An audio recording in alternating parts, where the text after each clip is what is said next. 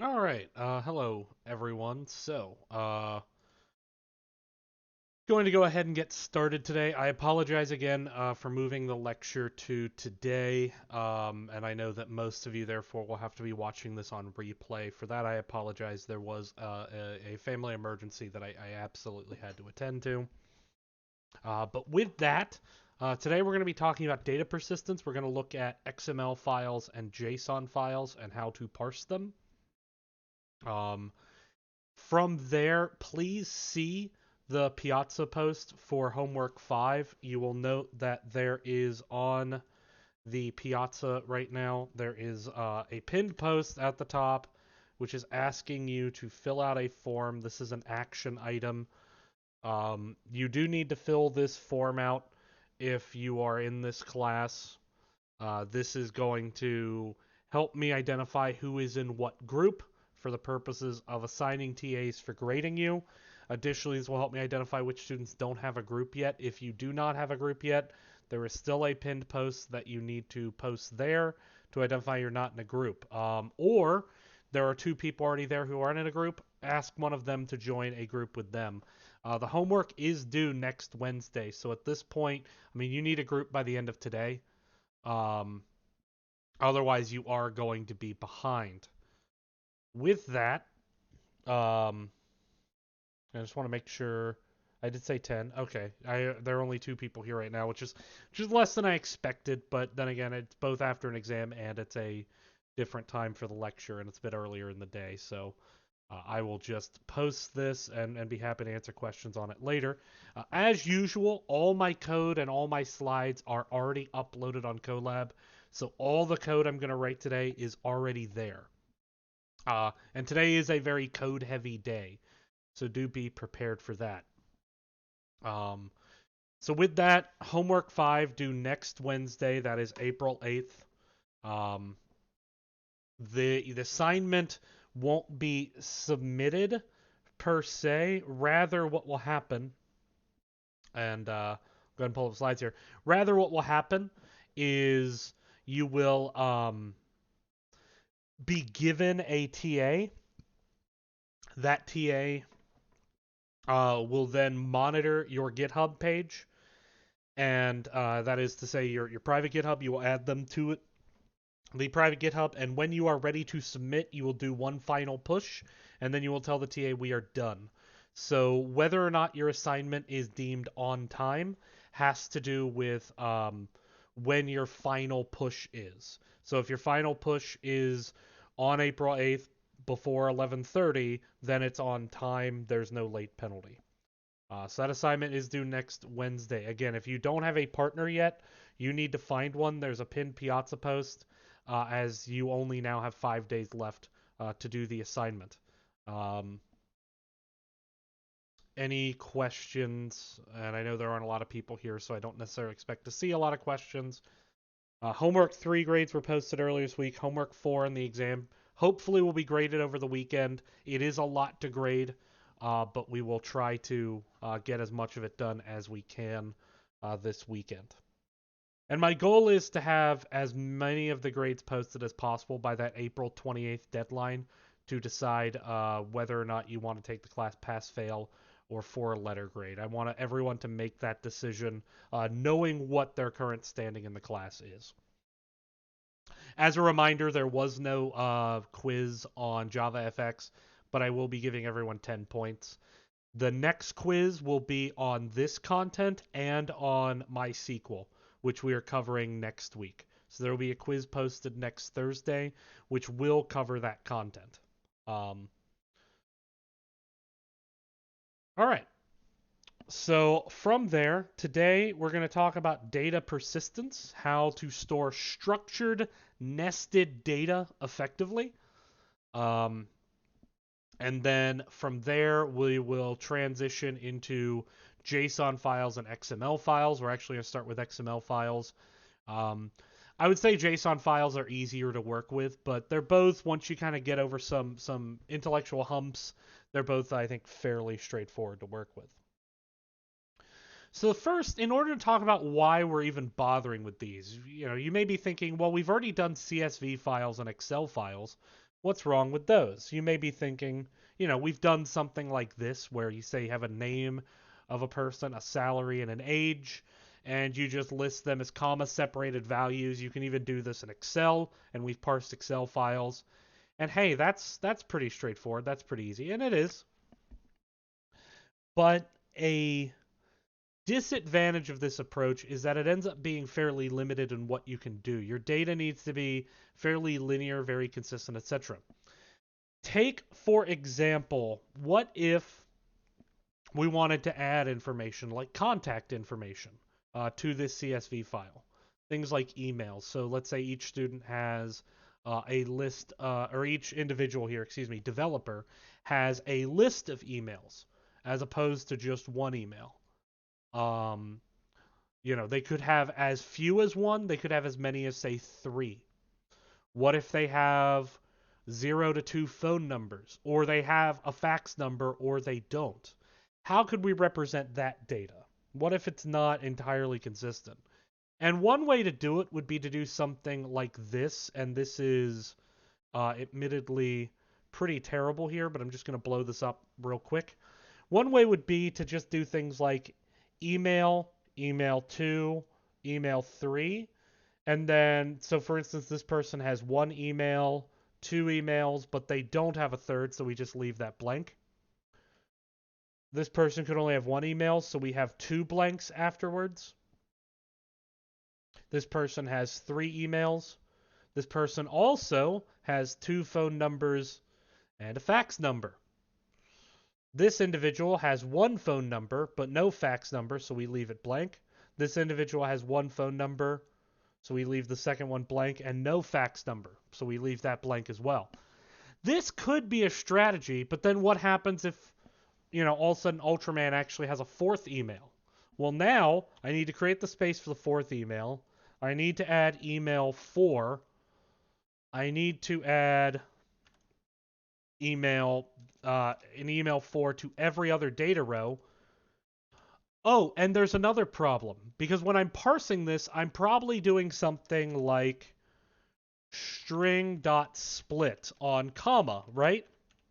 Well, now, before I added this email 4, the index of, so this is before, the index of phone 1 was 0, 1, 2, 3, 4, 5, 6. It was 6.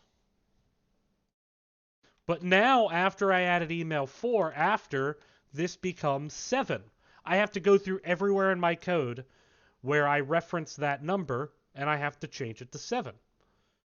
That's a problem. I have to do that with phone number 1, phone number 2. I have to do that with fax number. So you can see that this CSV file is not extremely flexible. There's some limitations to this, especially as the data changes or is added to. What we want is a data structure that supports the flexibility of, if I only have 1 phone number, only list 1 phone number. Having these extra blanks is just confusing. If I have no fax number, don't list one. There's no reason to. But also, if the data needs to change, I can make that change without having to edit all of these fields.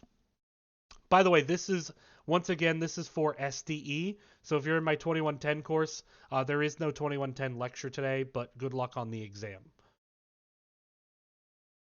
So this is the idea of data flexibility, that we want to be able to maintain the data over time, but we also want our code that parses the data to not necessarily have to change.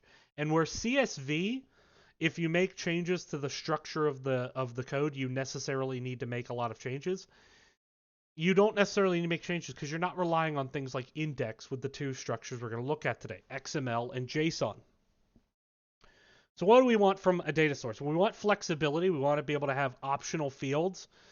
People without the field simply just don't include it, or simply don't, I should say, not can't include it. We want communicability. We want the fields to be clear what they are. Clearly indicate how basically we want to be able to take a quote-unquote row of data and turn it into an object in Java or in whatever programming language we're using. And we want this to be easy to use. We want to have it easy to take in a file of that data type and parse it, as well as take data that we want written to a file and write it to that file. So there's two examples of this that we're going to look at, XML and JSON. Let's start by looking at XML. Now, XML stands for Extensible Markup Language. We use XML because EML doesn't sound as cool. XML, that X makes it sound cool. So this XML format is going to look something like this. And just to illustrate that, in the code that I gave you today, I gave you some XML files. So we can start with something simple like books. And the idea of books is we have this catalog. This defines, and I'll go to screen share here, this defines a set of books, a catalog of books. Each book is then defined with these brackets from book to /book. If you've ever programmed in HTML, you're going to find this familiar. If you haven't programmed in HTML, don't worry, we'll give some degree of an explanation here. And we arrange these tags in a nested state. So for example, all the information about book is nested inside of book, such as the author, the title, the genre, the price, the publish date, a description. All of this is nested inside of this XML file. And the advantage here is, let's say I wanted to add a field. Let's say something like I wanted to add publish city. And let's say New York City. New York, USA. Now, I can then go and add publish city as a field to all of these books. But the advantage is the way I'm going to parse this XML file, this change will not change how I parse any other field. And you may be thinking, wow, this looks kind of complicated to parse using string techniques that we've used before. That's because we're not going to use them directly. We're going to use a what's called a DOM parser, a DOM parser. So to understand XML, understand that everything is stored as a tag. QXZY to close tag, QXZY. Hello. So the close tag has a slash, and we put everything in the brackets. I am doing all right. So everything between these two tags is part of this XML object. And you can think of it like an object. For example, I can think of catalog as a list object. And in that list object, I have several books. Each of these books is an object with fields like author, title, genre, etc. So notice already this data type communicates to me, hey, this is how you should store the object. I'm sorry to hear that. This is a real class, though, so please, you're welcome to stick around, but please just understand this is actually a real course. So this actually describes to me a book object and the fields. So I can think of the catalog as a list. Now, to be clear, these are not predefined tags. Catalog is not something defined at an XML level. Book is not something defined. Rather, I am making the tags up as I go along. And as I make the tags up, you're welcome to chat, by the way, if you have questions. I just want to make sure everything stays on topic. As the objects are defined, I make the tags up for what I need. So if I need to define an author, I'm going to define an author tag. And I define my author tag by open bracket author, close, or open angled brace author, close angled brace. Then the name of the author, and then a close tag. And every open tag has to have a matching close tag. And that close tag describes to me the structure of my file.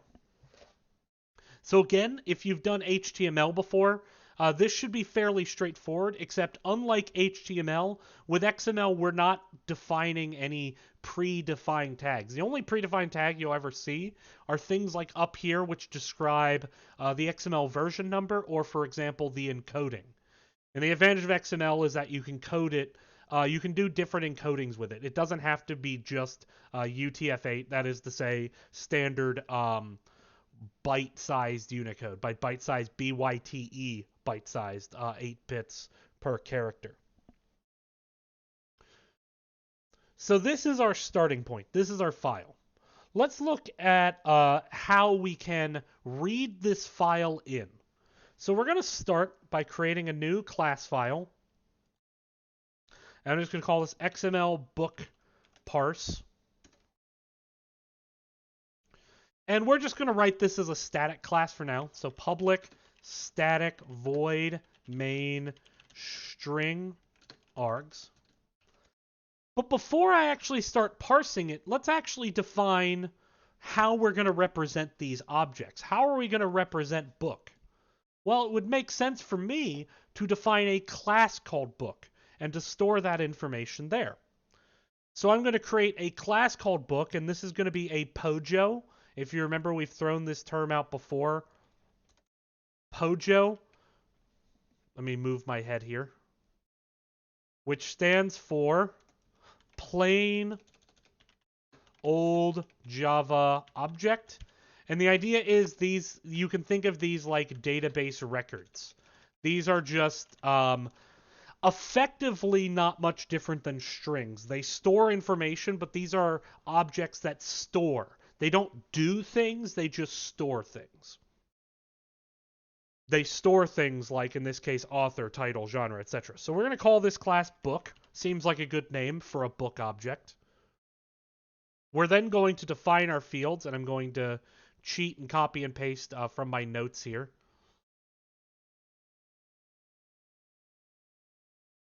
Or am I? I actually don't have this already in my notes, but we'll just do it on the fly. So I'm going to I do need to pull up my XML file here on the other monitor. So what fields do I need? The fields that I need are, first, private string author. I need private string title. And this is because if you look at it, I have an author, a title, private string genre, and then I'm going to do price, but I'm going to stop there for now. Private string price. Now from there, there's one other thing I'm going to include. I want to notice this thing up here, ID BK101. This is a book ID number. Now, this is technically stored in a different way. Notice this is stored inside of the book tag, whereas the author is a separate set of tags inside of the book open to book close. This is entirely inside the book open tag. This is called an attribute, whereas this would be called an element. So the author is an element. This book thing, specifically ID BK101, is an attribute. That distinction will become relevant a bit later. But I'm actually going to include this attribute in my object. So private string ID. And actually, I'm going to make the price a double. That seems like a reasonable thing to do. From there, I'm just going to generate a constructor that uses all 5 of the fields.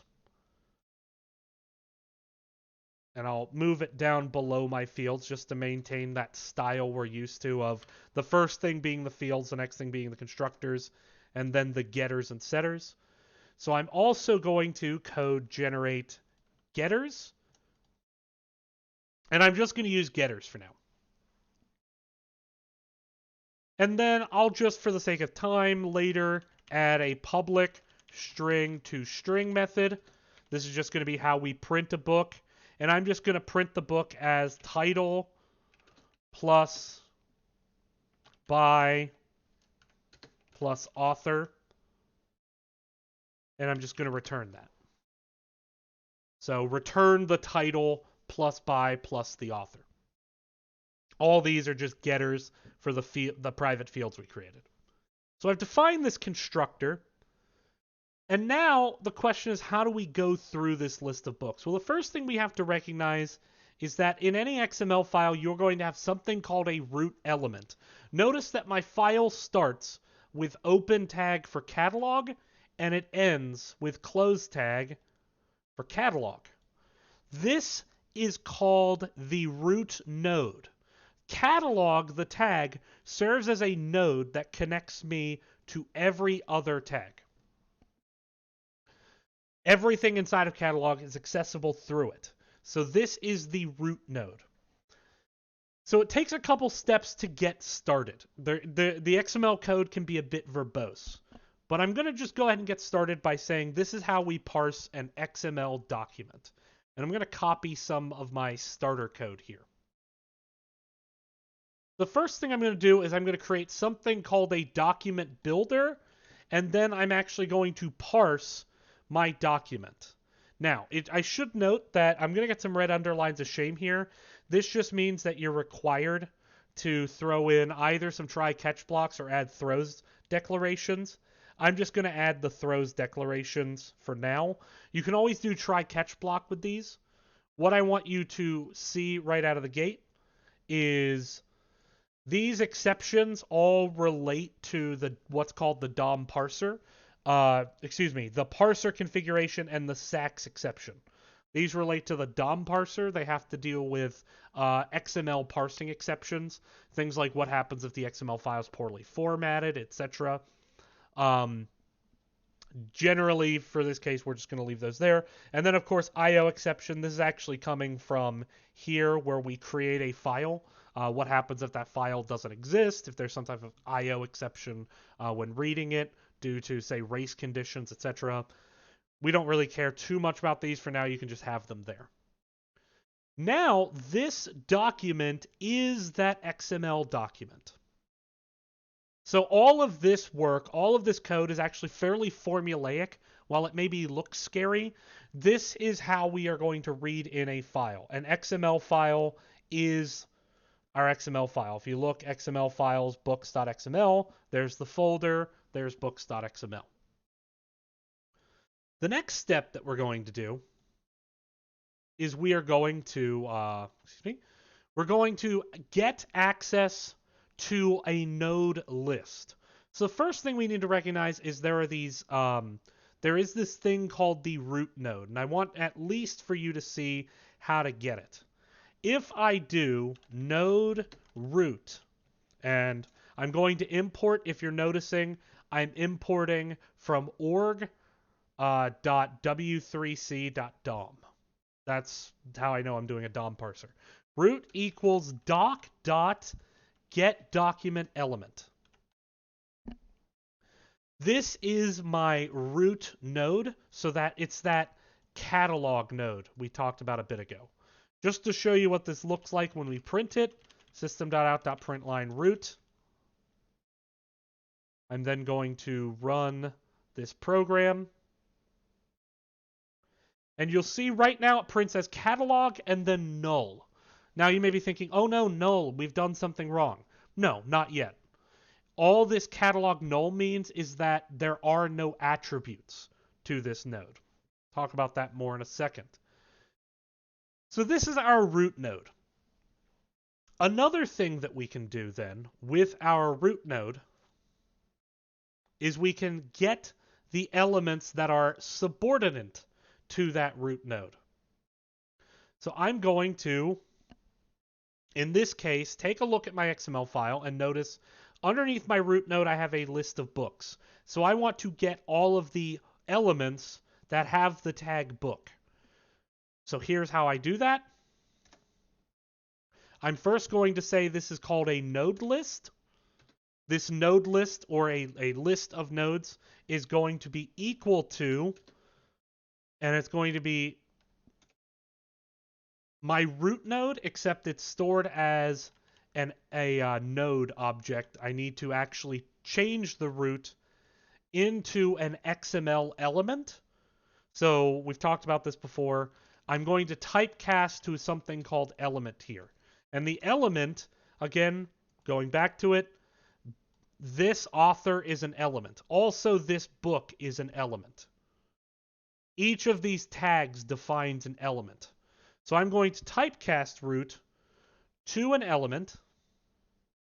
And I'm going to, for now, call this node list.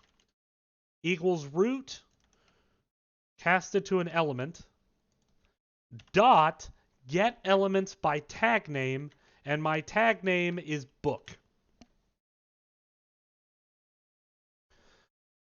So this gives me, as node list, the list of, excuse me, apologies. This gives me my list of book objects here. So this gives me a list where each node in the list is one book element. From there, in order to iterate through this node list, unfortunately, the node list doesn't have an iterator, which means you can't do something like for node n in node list. Unfortunately, Java, or excuse me, the DOM parser just doesn't support this. So instead, we have to do the old-fashioned, boring, run-of-the-mill loop. And it's I less than, and it's node list dot get length I plus plus.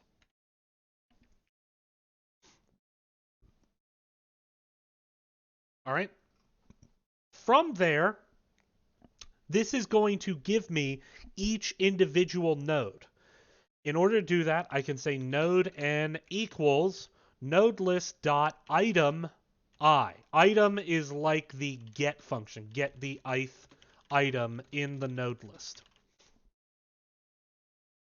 I'm then going to, because remember, this is a list of not just nodes, but specifically element nodes. I'm going to typecast element book element equals element n. I'm going to typecast this to an element, because remember, I want to be able to access this like an element. That means it has attributes, that means it has sub-elements, etc. And then from there, let's just see if this is working. So I'm going to do something system.out.println book element, and let's just take a look at what this looks like. So we're running this now. Right out of the gate, we see a bunch of book null. Again, that null may look scary, but the useful thing is the number of books I have here is exactly the same as the number of books I have in my XML file. So we're getting there. We're getting towards a product here. Excuse me 1 second. I never like to blow my nose on camera.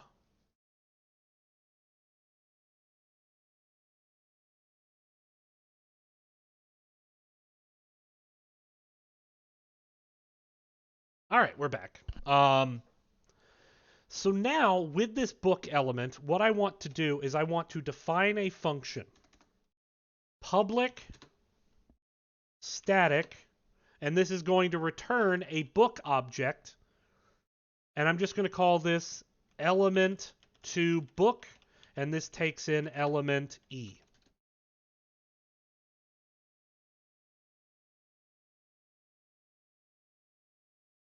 Oh, sorry, I'm not defining this in the correct scope. Element E. So from there, I now need to create a book object, book, or I'm going to say new book, but I need to extract the author, the title, the genre, and the price.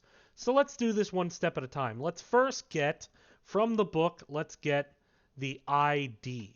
Oh, I forgot. Yeah, the ID. So the way we're going to get the ID, string ID equals, and it's e dot get attribute. And we take a look at this. This attribute's name is the thing before the equal sign, so it's ID.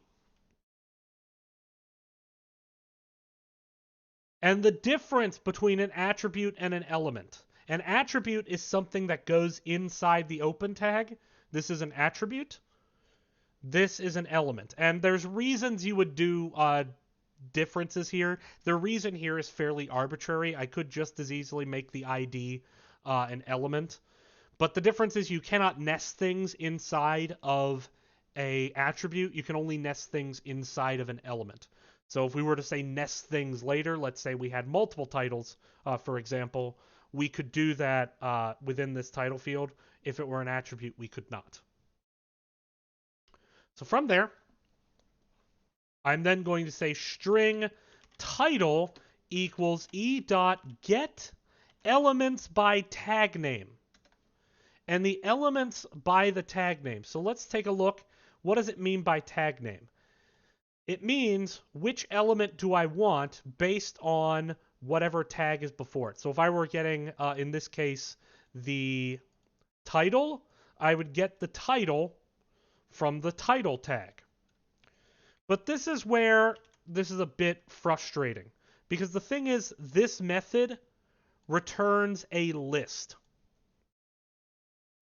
So when I get this value, even though I only have one tag, even though I only have this one tag title, this is going to give me a list of XML elements. So in order to access a single element of that list, I want to do .item 0. Because how do you get, if a list only has one element, what is the index of that element? It's index 0. From there, because we're not done, we also need to do dot get text content. And I want to show you what happens if we just use item. If we just use item dot to, well, first, this doesn't compile because the item is not a string. The item is a node. So I could do a typecast to string of this node and then system.out .println title just to show you what that looks like.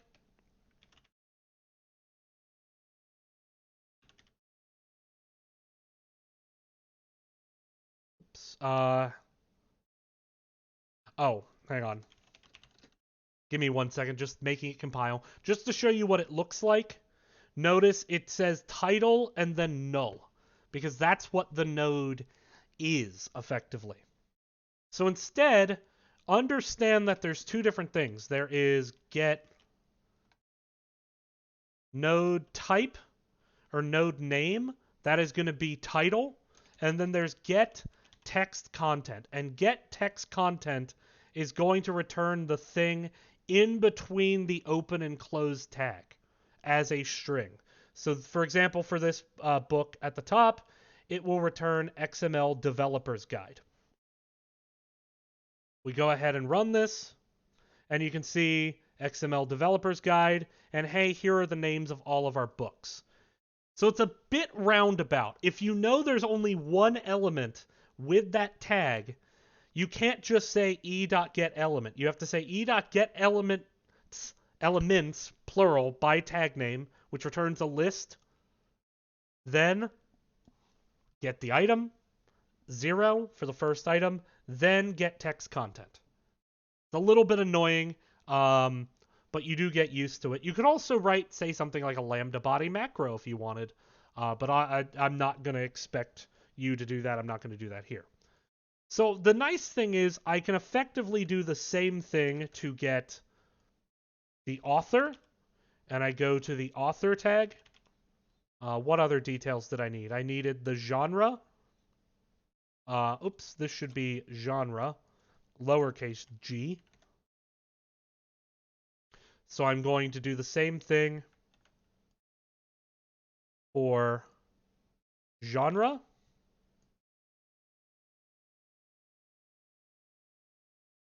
Now with price, if you'll notice, I need a double. So with the price double, first I'm going to do string price string, and I'm actually just going to get the price as a string first, because the get text content always returns a string for XML. Price. And then from there, I need to convert this to a double.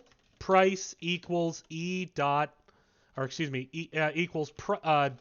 double dot parse double price string. And then let's just make sure the format works. Notice the format is written as a double, so I don't need to do any additional parsing. I can just do double dot parse double. Now I have all the fields I need to create my book object. So book, or I can even just say return new book.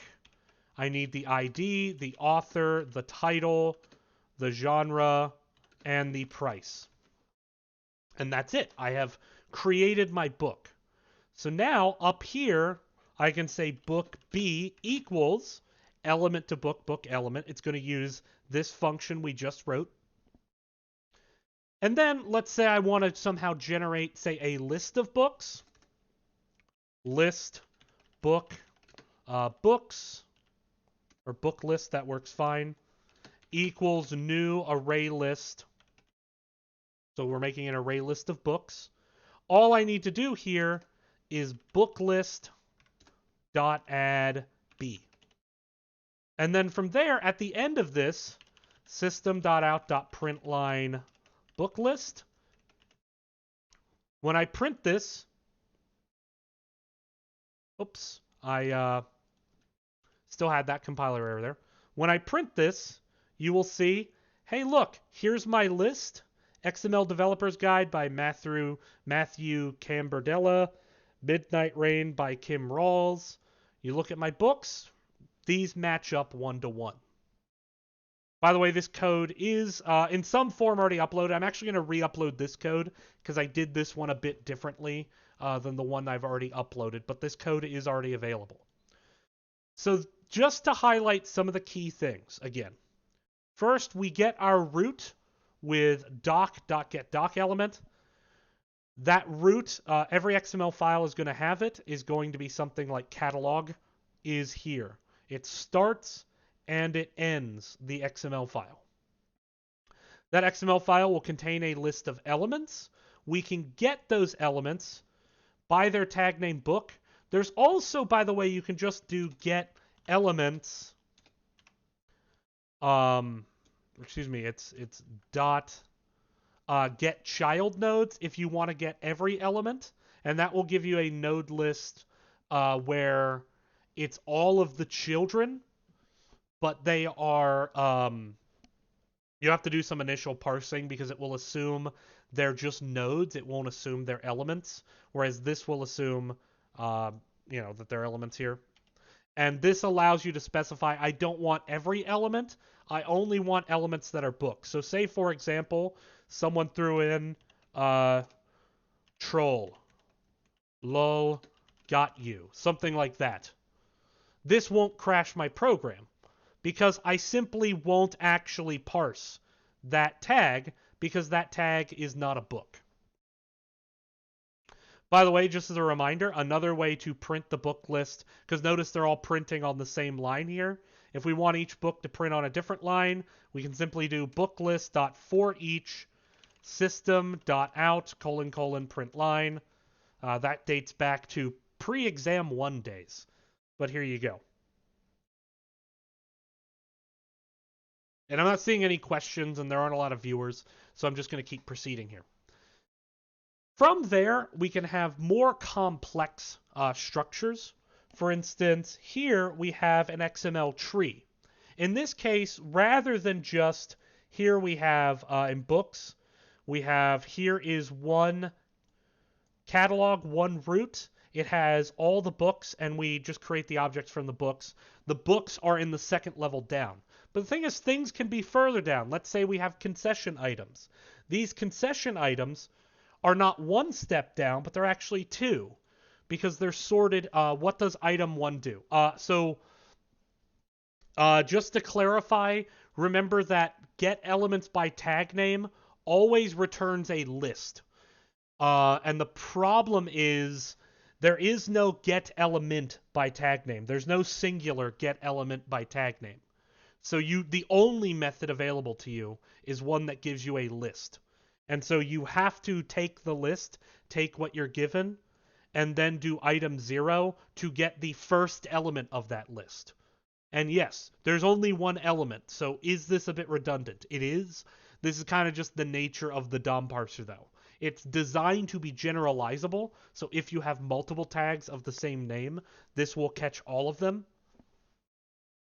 But it also is the same way that they handle multiple tags of the same name is the same way they handle one tag of the same name. So you actually have to do this item 0 because otherwise this is a node list and the node list doesn't have a text content, but a node does have a text content. Monty Java. Does that answer your question?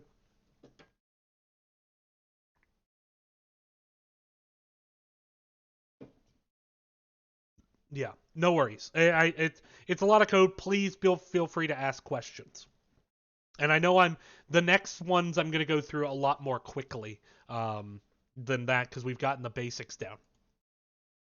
So the idea here is I have broken up my concession items into categories. I have a category for drinks and I have a category for snacks. And each item has a name, a price, and an amount. But they are broken up into categories. So now the question is, how do I drill down that extra step? And the answer, and I'm actually just going to copy and paste the code and walk through it. The answer is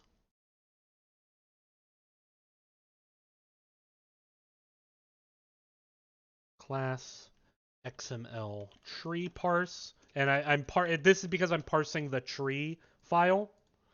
The answer is just this. And also, I need to bring in my Pojo here. So I have this class concession item. This class concession item defines a category, a name, a price, and an amount. Simple pass-through constructor. I have a toString method that prints the candy item, or the concession item. And I also have this sell item, which I actually don't use, but for now it's fine. Now, if you take a look at this XML tree parse, let's start with where we started last time. Same document builder. The only difference in these files is I changed the name of the file to tree XML, which is this XML file here. And then from there, I actually create my root, the same as before. So we're already still the same. I'm going to create a list of concession items that I'm going to add the concession items to. And then I'm going to get my node list of categories by going into the root and getting the elements by tag name categories. So I get this category and I get this category. Category for drinks, category for snacks. And I have them in a list. And now I parse through this list exactly the same as I would have parsed through my last list. I remember we don't have that convenient for loop, so the idea is each category is going to be a separate item. And I can get the category with categories item I. So I'm going to get the first category, category 0, with categories item 0. I'm then going to get the attributes, get the name, so get the attributes. This is going to look at the node and look at the list of attributes. It gives me a list. I then get the attribute I want specifically with get named item name. And remember, I also have to call this get text context. I could also do it a couple different ways, but this is, I believe, the same way I did it in book parse. No, I just did get attribute. I could probably get away with the same here. Let's see. Get attribute name.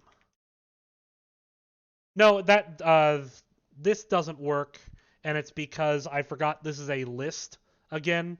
Or this is not, excuse me, an element. This returns something called a node, which is kind of, you can think of a node as an abstraction of the element. So I do need to do get attributes and then get named item, specifically name. From there, I then get from this categories, remember, this is a category. From the category, I'm going to get its child nodes. And its child nodes are these two items. The way I do that is I say, first, I'm going to typecast categories I to an element, which it is. And then from there, and again, you could also, it may make sense for you to always just do it this way. Element E equals categories dot item I right out of the gate, and then just typecast this to an element. Then if this is an element, you can just simply say the string name is e.getAttribute name. And then instead of this kind of really ugly looking thing here, I can just say e.getElements by name. So it probably makes sense to do something like this. You're just not required to. But it saves you a lot of really awkward typecasting. So from there, we've created our node list. Oh wait, we've already created a node list. It turns out that iterating through a child node list is exactly the same as iterating through a parent node list. This is actually convenient because the structure of how you do it is the same at every level. So now all I'm doing is I'm iterating over these items. So I have item 0 and item 1. From there,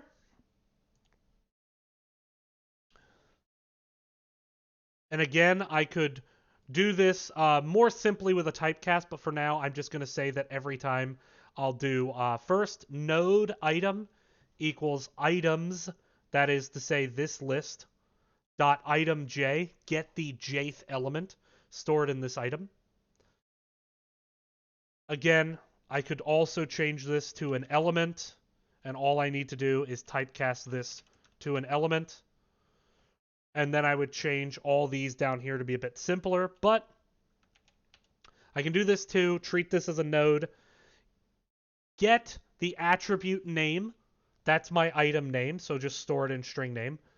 First, I'm going to get the price string, and this goes into the element. It gets the element price for the, and again, it's the first instance of price, because remember, this returns a list of elements, even though in this case, that list is only here. Because the idea is I'm parsing this item object, and I'm going therefore get a list containing this price.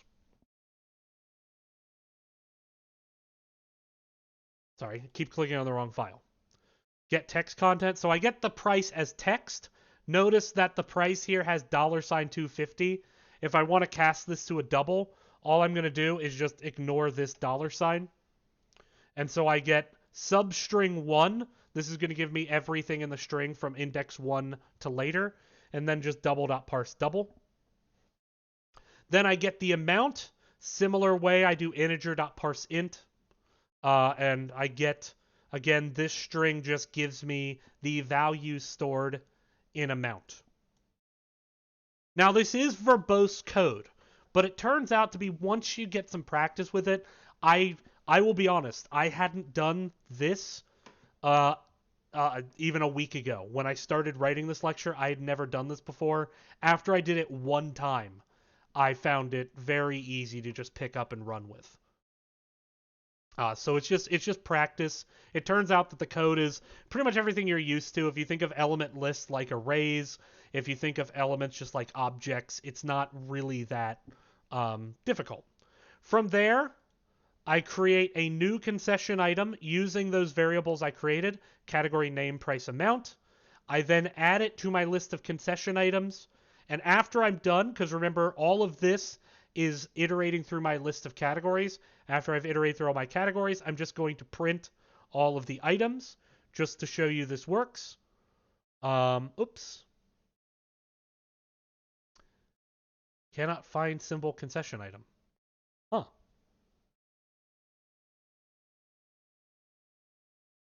That's weird.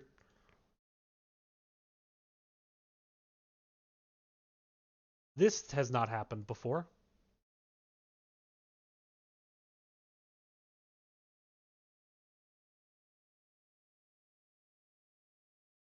Let me take a look at what bug it thinks is here.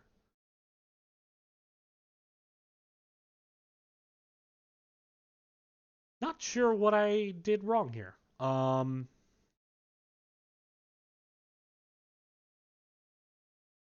Because I literally just copied this from... Let me do a rebuild. Okay, this is bizarre. All right, well, here. This worked in my notes. Not really sure what happened. So, hey, look, it's exactly the same file. And I run it. And, oops, I run the tree parse. And there we go. You can see it's printing. I'm getting some weird build error here in IntelliJ. And I'll try to figure out why that's happened after class. And if I can figure it out, I'll just re-upload it. But I already uploaded this version, and this version it can find the concession item fine. So I'm not really sure why the other class is having issues.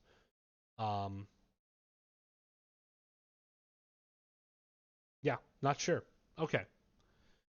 Anyway, from there, that's how you parse an XML file that has nesting. And you can, of course, apply that more broadly. You will get some practice with this on homework 6. But it's to say that it's not particularly difficult once you get practice with it, even though it maybe looks like a lot. All right, so similar to XML, very similar to XML is the JSON file. And the JSON file, which looks like this, is on the face of it going to look similar. We have this group of employees. Let me pull up an example here.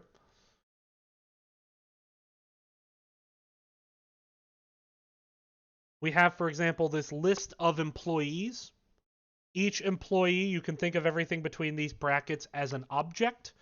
The object has fields like user ID, job title, first name. Very similar. The only difference really from this perspective is that you don't have closed tags, right? You can think of this like an open tag, but you don't have closed tags. The thing about JSON that makes it kind of nicer to work with is it basically treats everything as a hash map. And so if you're used to working with hash maps, you're going to find this very simple to pick up and run with. The idea is each of these, what we would have thought of as elements before, is a key value pair. So for example, if you think of this as a hash map, the key string job title gives me the string developer. The key last name gives me the string Lee. The key phone number gives me this, well, that's not a very good phone number. It's not 7 digits. Now it is. Gives me the number 1, 2, 3, 4, 5, 6, 7. And then now notice right out of the gate, I didn't write this as a string. JSON actually supports different data types. It supports strings, of course, you're seeing that. It also supports numbers. It also supports Boolean. It also supports arrays. This is an employee array. Notice that this is the rectangular bracket, not the curly bracket. The curly bracket defines an object. The square bracket defines an array. So this is an array of objects. Right out of the gate, this should immediately be like, oh, wow, I can work with this. And JSON objects, again, function exactly like hash maps. And that makes them significantly more friendly to work with. So let's start with a simple example. I have a simple JSON file here, and I'm going to make a very simple parser for that. New simple JSON parse. And real quick, I'm just going to take my notes here.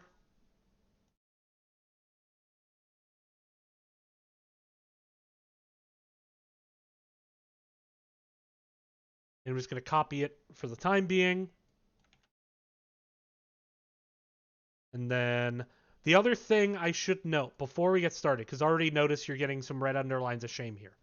The thing is, this library that I'm going to use to parse actually is not built into Java. I need to import this JSON library. There may be some built-in libraries, but there's one library that I love that I strongly encourage that will be on the exam that you will be expected to use on the homework. And that library is easy to remember and it's easy to install. File, project structure.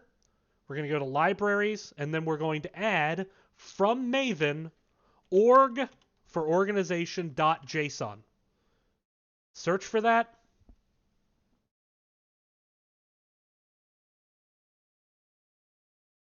Org.json. And we're going to use whatever the most recent version is. And yes, the search is taking a bit.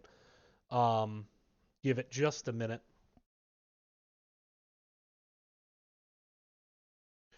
Specifically, you'll notice that the version numbers are actually dated. I just as easily use org.json, and this is July 22nd, 2019. So this is the most recent version. I find this version completely fine, so I use that. We're going to add org.json as a library. Then from there, this JSON object, we're simply going to import it. Give me 1 second to copy those import statements.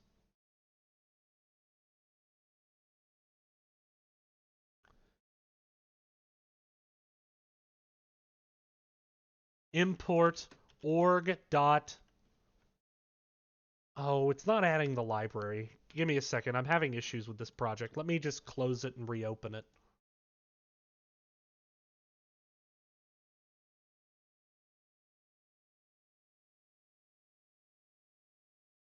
File, project structure, libraries. It didn't even add the library. That's annoying. Sorry about this. Technical errors.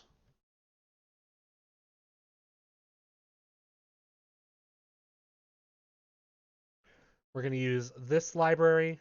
Okay, okay. Apply. Okay.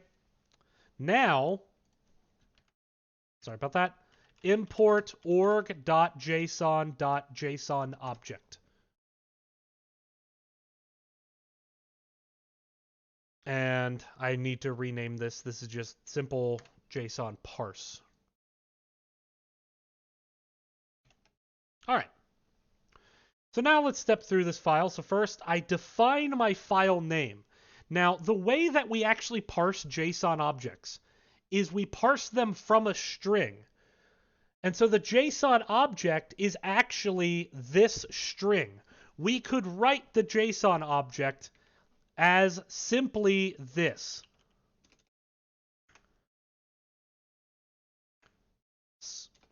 Slash fruit slash quote slash apple, etc. And we could write it in this way. And I need to add slashes before the quotes because I'm escape charactering them. This would be a JSON string. This is what it could look like. So all I need to do is read in this file into a string. Hopefully you've done something like this before. If not, I just have a very simple approach to that. I create, this is the file reader. I then use a string builder. String builders are just faster than string concatenation because they use array lists, so they're amortized constant time. And then from there, read the first line of the file, and then while we're not at the end of the file, add the next line to the string builder, read in the next line. So just to illustrate what happens here is then I say string text equals sp.toText, system.out.println text. You'll notice this line is right here. I'm just going to go ahead and run this file. And you'll see that the first thing that prints is this string, which is exactly the contents of my simple file. So that's all this line does. Everything in here is just to convert the file into a string.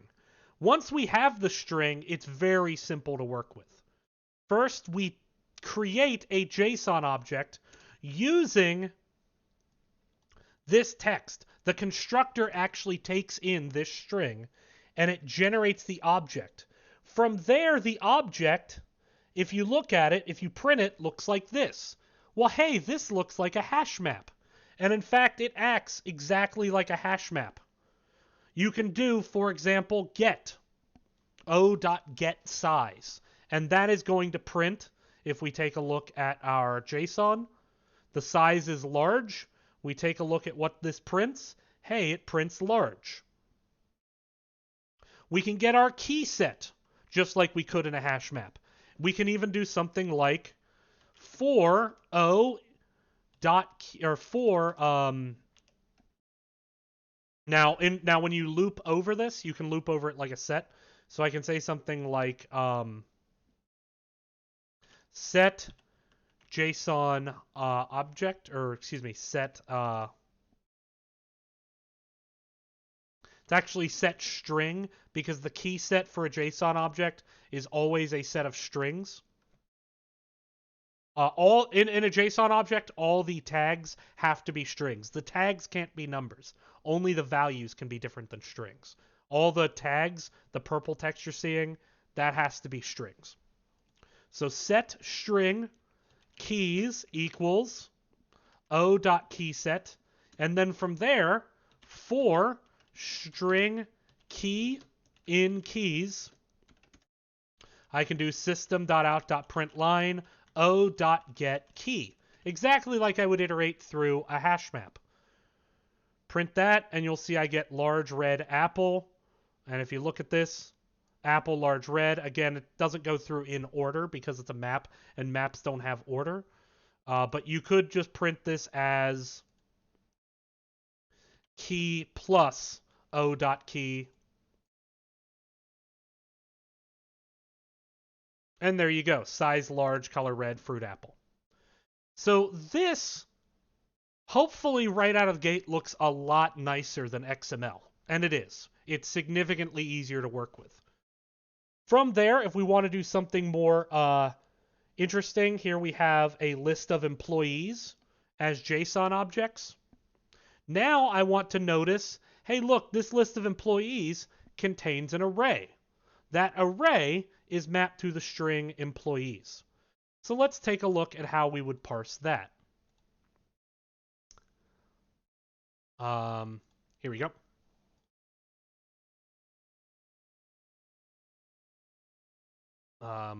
Let me new Java class employee JSON parser. I'm then going to paste my notes here. We'll step through this one at a time. I also need my employee class, new class employee. I'm just going to copy and paste that as well. Again, this is already uploaded to the class slide, so you can just download it from there. All the employee classes, again, it's a POJO. User ID, job title, first name, last name, etc. Pass through, constructor, bunch of getters, etc. Pardon me. From there, right out of the gate, again, this section I'm defining my file name. I'm reading the file into string. If you look at this function, this is exactly what we had before. This does a string builder. This then uses a buffered reader to add all the lines to the string builder, and then we return the string builder.toString. So this is no different than what we did before. We just have the try catch blocks rather than the throws exceptions here to handle things like file not found, IO exception, etc. So now at this point we have the text of this file. Again, this text is a string that is the contents of the file. From there, we say JSON root equals new JSON object. Now, though, in addition to the root, I actually have an array. Again, the array is defined as this array between these square braces. And this data type is called a JSON array. And so the JSON array data type is created by root get JSON array employees. Remember, this is like a hash map. And the thing that the hash map is going to get in this case is of data type JSON array. I want you to see root.get. Notice a lot of different get functions. They all do the same thing. The only thing that's different is the data type they return. So get by default returns a data type object. This is the parent Java object class that all objects inherit from. We can also do get string, or get number, or get long. We can get float, or get double, or get boolean, etc. This returns the data type from the file. But keep in mind, this is like scanner, where if you've used scanner before, you know that if you try to read in a number when the next value is not a number, it's going to crash. The same will happen here. You'll get a crash, or it will return null, depending on the context. So the one I'm interested in is get JSON array. And get JSON array is going to return the data type JSON array. And this is going to get it with the key employees. Let's take a look at that JSON file again. Again, the string employees is the key that maps to the array here. So I get that array like this. From there, I'm going to define my list of employee objects. Once again, unfortunately, and I don't know why these haven't been done yet, the JSON array does not have a built-in iterator, so you have to loop through it like an array, and you can't use a for each loop. I know, sad. From there, I'm going to loop through, and I'm going to get the JSON object at index I. So just to illustrate this element is index 0. And notice, this is a JSON object. That is to say, it's a hash map. User ID maps to Krish. Last name maps to Lee. Employee code maps to E1. A JSON object is always a map. And this is a map. So we identify that JSON object with these curly brackets. So this is index 0. This is index 1. This is index 2, etc. And notice it'll even help you out down here. This is, I'm in employees 2, employees 1, employee code. Fairly useful to have this. So now going back, I get the JSON element at I, and I store it into a JSON object called JSON employee. I'm then going to pass that JSON object into this function that converts a JSON object to an employee. What do I need to build an employee? Well, I need a user ID, so get string user ID, get string job title, get string first name, last name. Notice get int phone number, because I store the phone number as an integer. o.getString email address. And again, it's just treating this like a hash map. This object.get job title is going to give me this developer string. And again, if there are questions, there's not a lot of users in chat, so I'm just kind of pushing through. But that's the starting point. So from there, now that I have my list of employees, I can simply iterate through the employees, and in this case, I print their first and last name just to show that this works. Run employee JSON parser. And there you go. I have those 3 employees, their first and their last name, as defined in the JSON file. So JSON is much easier to work with. Now, there is another example with a more complex JSON file, quiz. I encourage you to look at this. I'm not going to spend class time on it, but I just want you to note that this is very nested. There's a quiz object. That quiz maps to an object that contains all of this. That quiz has categories such as a sports question or a math question. Each question maps a question, options, answer, etc. I have uploaded code that goes through this example, but for the sake of time, I won't. What I do want to show you first is that I've also uploaded code to tell you how to write to an XML file. And I've uploaded that code, and it is called XML Writing Demo. And I encourage you to take a look at it. You will be expected to know it. I don't have time to go over it right now. But this is how to write to an XML file. The simple basis of this is I'm creating node objects. So I create an element called company with tag name company. I then say company.setAttribute name ID. This sets the attribute field. I then add elements like name, type, and employees. And if I run this XML, or if I run this file, run XML writing demo, you'll see that it produces a string that looks like an XML file. And by the way, I did not write this particular example. This is an example that I found online that I find quite helpful. So notice for each company tag, I have the ID, such as 2, the name, the type, and the number of employees, which is all defined up here. This is where I define that element. Take a look at that. But what I want to show you is how to write to a JSON file, because it's amazing. Writing to an XML file, it's a pain in the ass. I'm just telling you right now. It's kind of a pain in the ass. Writing to a JSON file is really cool. So here, the idea of this JSON file is I got the current enrollment numbers on lose list